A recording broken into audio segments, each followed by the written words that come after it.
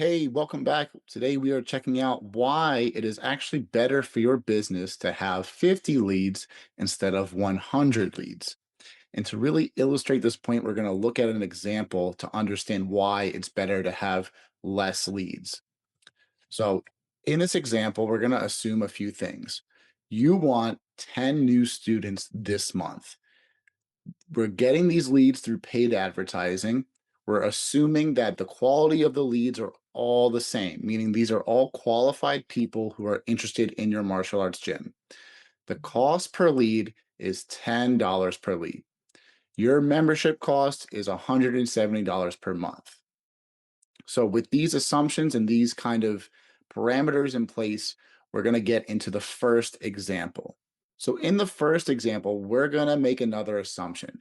Your conversion rate, the number of people you sign up per month out of your batch of leads, is 10%. So, with that number in mind, we can start to make some calculations. If we get 100 leads times $10 per lead, that's a $1,000 ad budget. 100 leads times a 10% conversion rate is 10 new students. So that's the 10 new students per month we're looking for right there.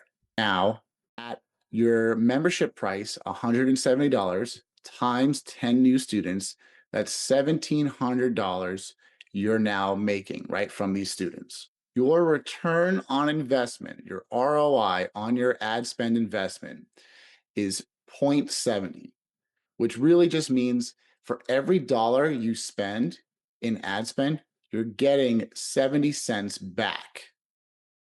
So $1,700 on its own sounds good, but when we actually look at this return on investment, we're not even getting our full money back, dollar back that we're spending on ads. We're getting 70% of it back. We're getting 70 cents back every time we spend a dollar on ads. Now, if we look at example two, we make a different assumption. We assume that your conversion rate is 20%. So it's double from the first example. So, what does that really mean for our business?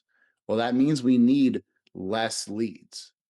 We only need 50 leads. So, 50 leads times $10 per lead is $500. So, we're spending half as much on ads. But when we convert 20% of those leads, we get 10 new students.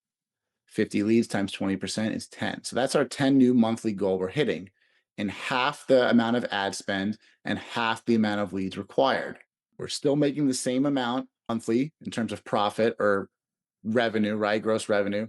$170 times 10 new students, $1,700. But our return on investment is significantly higher. Now, for every dollar we spend on ads, we're getting $2.40 back. So that is double than what we were, more than double than what we were getting previously. So more leads isn't going to fix your growth problem, right? What's really going to fix your growth problem is having a good sales system, a high converting sales system. Because when you have that, you don't need as many leads to grow your business, meaning you don't have to spend as much money on ads.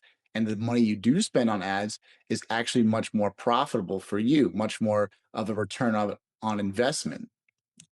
So, how do we create a better sales system? How do we increase our conversion rate? And the way I like to do that, or explain it at least, is by visualizing it on the lead conversion curve. We see that the higher the conversions are, the shorter amount of wait time there is. And the opposite is true. The longer the wait time, the lower the conversions. So, what does wait time mean? Wait time is the time it takes for you to perform the next best action in your sales process. So, for example, if a lead submits a web form to try a free class, my next action is to send a text message to the lead. Maybe I call the lead, but if I'm waiting too long, if I'm waiting an hour, 8 hours, a day, 2 days, maybe even longer, the chances of that lead responding to my message and moving to the next stage of the sales funnel is significantly lower. Versus if I reach out to that lead within the first 60 seconds, I'm able to call them or shoot them a text, the chances of them responding and then moving to the next stage are way higher. And when you do this at every stage of your sales pipeline, you start to get more and more conversions. You start to build momentum, remove friction, and start to sign up these leads at much higher rates. The less time you waste, the less leads you waste. So start to implement a more regimented schedule within your sales process. Start devoting yourself to the sales process. Or if you don't have the time for that, you need to start automating your sales process, right? You need to start looking at, how do I decrease these wait times? How do I remove friction and start pushing people down my sales funnel? So I hope you got value out of this video. I hope you understand now that it's not a lead problem you have, it's a conversion problem. You need to have a good sales system in place in order to really grow your business and get the most out of your money in your terms of your ad spend. So leave a like and subscribe below, and I'll see you in the next video.